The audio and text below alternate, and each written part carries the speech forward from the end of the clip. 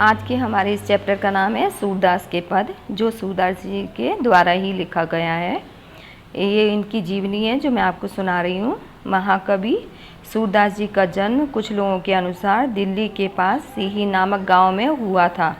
कुछ लोगों का मानना है कि इनका जन्म मथुरा के पास रुकना या रेणुका क्षेत्र में हुआ था। इनका जन्मांध माने जन्म से ही वे अंधे थे। ये भी एक विवादास्पद है, मतलब विवाद है इसमें। वल्लभाचार्य इनके गुरु थे। इनकी प्रेरणा से वे श्रीनाथ जी मंदिर में कृष्ण की लीलाओं से संबंधित पदों की रचना करते थे। ये कृष्ण के अनन्य भक्त थे, मतलब वो कृष्ण के एकदम अनन्य मतलब एकदम पक्के भक्त थे। ठीक है।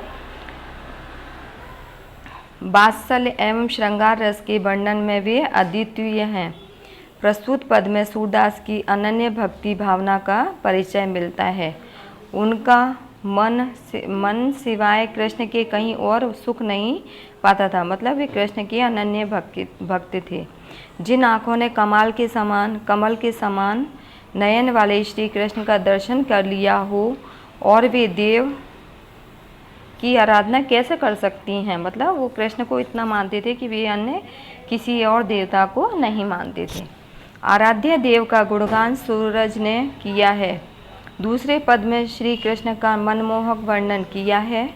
बाल कृष्ण की चेष्टाओं के माध्यम से बालक कृष्ण का मनोरम वर्णन किया गया है। ठीक है। अब इसमें आगे है पद जो दिया है पहला वाला, उसे मैं पढ़ रही हूँ और अर्थ समझाऊंगी। ठीक है। अब यहाँ पर लिखा है, मेरो मन अनंत कहाँ सुख पावे, जैसे उड़ी जहाज को पंछी फिर जहाज पर आवे।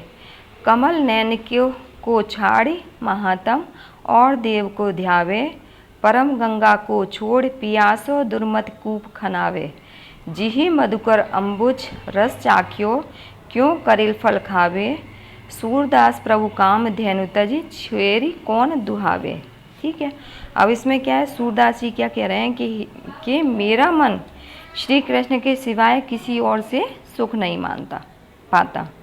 जैसे मेरा, ये क्या लिखा है, मेरो मन अनंत कहाँ सुख पावे। सूरदास जी कह रहे हैं कि मेरा मन श्री कृष्ण के अलावा किसी और देवता में सुख नहीं पाता और किसी देवता की सेवा करने में सुख नहीं पाता। जैसे उड़ी जहाज को पंछी फिर जहाज पर आवे, जैसे जहाज पर जो पंछी एक बार बैठता है फिर वो चारों तरफ उड़ता है और वापस उसी जहाज पर बैठ जाता है। ठीक है। उसी तरह मेरा मन अन्य देवताओं के यहाँ से भटककर फिर श्री कृष्ण के चरणों में आ जाता है। ठीक है। फिर देव को ध्यावे, परम गंगा को छोड़ पियासो दुर्मत कूप खनावे। अब ये है कि जब हम गंगा का जल पी लें, मान लो जब हम गंगा का जल अच्छी गंगा का जल पी लेंगे, उसके बाद हम कुएं का जल क्यों पीना पसंद करेंगे। ठीक है। तो क्या है कि गंगा का जल छोड़कर कोई कुएं को क्यों खोदेगा, कुआं खोदकर पानी क्यों पिएगा। अगर उसे गंगा का जल पीने को मिल रहा है तो वो कुएं इसके पानी से अपनी प्यास क्यों बुझाएगा। ठीक है। अब आगे है, जिहि मधुकर अम्बुज रस चाख्यो, क्यों करील फल खावे। फिर आगे है कि अगर भौरे ने जब करील माने कमल का रस पी लिया है तो वो करील फल कड़वे फल क्यों खाएगा। ये बात सही है कि जब हम अच्छी चीज़ों का उपयोग कर चुके हैं तो ख़राब चीज़ों का उपयोग क्यों करेंगे। तो अगर मधुकर माने भंवरे ने कमल का रस चाख लिया है तो वो कड़वे फल क्यों चाखेगा। सूरदास प्रभु काम धेनु तजी, छेरी कौन दुहावे। तो सूरदास जी कहते हैं कि कामधेनु गाय को छोड़कर छेरी माने बकरी का दूध कौन पिएगा, कौन उसको दुहेगा, है ना। दुहावे माने दोहना, दूध को दोहना। ठीक है। तो कामधेनु गाय को छोड़कर बकरी का दूध कौन दुहेगा। ठीक है। अब आगे दूसरा है ये, शोभित कर नवनीत लिए, घुटुरुन चलन रेणु तन मंडित, मुख तहरी लेप किए। चारू कपोल लोल लोचन, गोरोचन तिलक दिए। लट लटकनी मधुप गन, बादक मधुपी पिए। कठुला कंठ ब्रज के हरि नख, राजत रुचित ही। धन्य सुर एको पल, इही सुख का सत कल्प लिए। अब इसमें क्या है, कृष्ण भगवान जब छोटे थे तो उनके रूप का इसमें वर्णन किया गया है। ठीक है, तो इसमें क्या है, कृष्ण भगवान क्या है, हाथ में मक्खन लिए हुए श्री कृष्ण कैसे लग रहे हैं, एकदम सुंदर लग रहे हैं, शोभित कर नवनीत लिए हुए सुंदर लग रहे हैं। और घुटुरुन चलन रेन तन मंडित मुख दधि लेप की, और वे घुटनों के बल चल रहे हैं, और उनके शरीर पर घुटनों के बल चलने की वजह से क्या है, धूल लग गई है, और मुंह में मक्खन लगा हुआ है, मुख दधि लेप की है, मुख पर दही का लेप लगा हुआ है। ठीक है, फिर आगे है चारु कपोल लोल लोचन गोरोचन तिलक किए, उनके माथे पर क्या है, तिलक लगा हुआ है। चारु कपोल, कपोल माने माथे पर तिलक लगा हुआ है। ठीक है, उसके सिर पर दोनों ओर बालों की जो है लटाएं झूल रही हैं, क्योंकि उनके बाल कैसे हैं, घुंघराले, और वो बाल लट लटकानी मनु मत मधुप गल मादक महुरी पिए, उनके दोनों गालों पे बालों की लटें झूल रही हैं। ठीक है, भौरे के समान।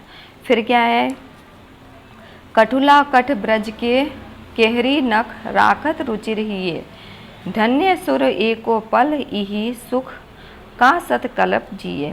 फिर गले में क्या है बेटा, जब बच्चे छोटे होते हैं तो उनकी माँ को लगता है, मम्मी को लगता है कि बच्चे को नज़र न लग जाए, इसलिए क्या करते हैं वो लोग, वो क्या करते हैं, गले में सूरज ऐसे भगवान की ताबीज़ ऐसे सब वो डाल देते हैं, और जिसे क्या बोलते हैं, कठुला बोलते हैं, हिंदी में क्या बोलते हैं, कठुला बोलते हैं। तो गले में वे चांदी की चौकियाँ ऐसे छोटे छोटे चंद्रमा जिसमें चंद्रमा सूरज ये सब बने हुए होते हैं, वे सब उसको गले में माला बना के पहना देते हैं। तो क्या लिखा है, कठुला कठ ब्रज के हरी नख राजत रुचिर ही है, तो उनके गले में वो कठुले की जो माला है वो बहुत ही सुंदर लग रही है, और बजर बट्टू होता है उससे क्या है, नज़र नहीं लगती है, ऐसा मानते हैं, तो वो उनके गले में शोभायमान हो रहा है। ठीक है, फिर है धन्य सुर इको पल इहे सुख का सतकल्प जिए, तो वो सूरदास जी कह रहे हैं कि भगवान के ऐसे रूप को देखकर इतना सुख मिल रहा है कि एक पल के लिए भी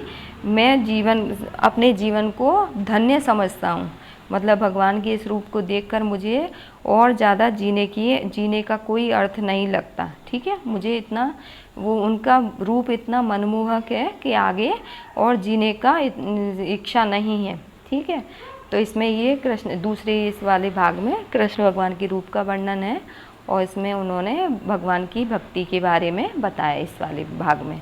ठीक है, अब ये जो मैंने समझा है इसको एक बार आप फिर से सुनो तो ही अच्छे से समझ में आएगा। फिर आगे ये जो शब्दार्थ और टिप्पणी दी है, शब्दार्थ में ये जो कठिन शब्द होते हैं वो दिए हैं। अनंत माने दूसरे स्थान पर या अन्यंत्र। ठीक है, फिर है पंछी, पंछी माने पक्षी विहग। फिर है महात्म माने महानता महात्य। ध्यावे यानी ध्यान करे। छाड़ी माने छोड़कर। ठीक है, फिर है प्यासो, प्यासो माने प्यासा है ना। दुर्मति यानी खराब बुद्धि वाला। फिर कटीला यानी कटीली झाड़ियाँ होती हैं वो। छेरी माने बकरी है ना। चारु यानी सुंदर। लोचन माने आँखें। मादक माने नशा मुक्त युक्त। ठीक है, तो ये यहाँ पर शब्दार्थ हैं और ये प्रश्न उत्तर है वो मैं आपको दे दूँगी, फिर वो आपको लिखना है। और ये जो है इसके अर्थ जो पद काव्य होते हैं इनका अर्थ आपको आना ही चाहिए, इसलिए आप इसको दोबारा से सुनो और फिर से इसका अर्थ समझने की कोशिश करो। ओके।